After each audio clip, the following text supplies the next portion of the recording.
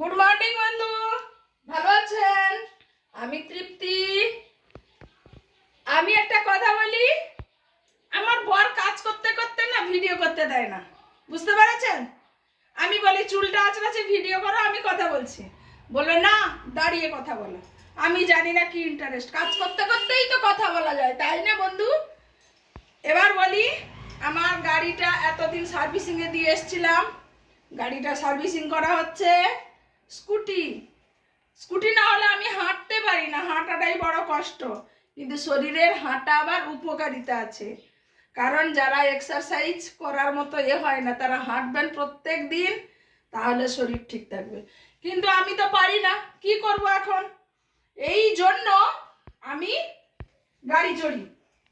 আর এই গাড়িটা আনতে যাব, পুজোর বাজার আছে, বুঝতে পারছেন বন্ধু? পুজোর বাজারে গাড়িটা না আনলে নয়। এই যে বেরাচ্ছি, শোরুমে যাব, গাড়িটা নিয়ে আসবো।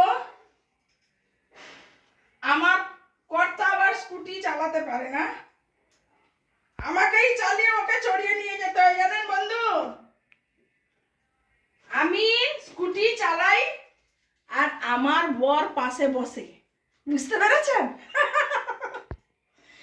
আমার তো খুব মজা হয় যে পুরুষ মানুষকে টেনে টেনে নিয়ে যাচ্ছে। পুরুষ মানুষরা মেয়েদেরকে টানে, কিন্তু আমার বর আবার আলাদা, ও স্কুটি আমাকেই চালিয়ে নিয়ে যেতে হয়, বুঝেছেন? তিনি বসে বসে আরাম করে করে যান, কোনো কিছু পারেন না, শুধু মুখে পাকা, বুঝতে পারছেন বন্ধু?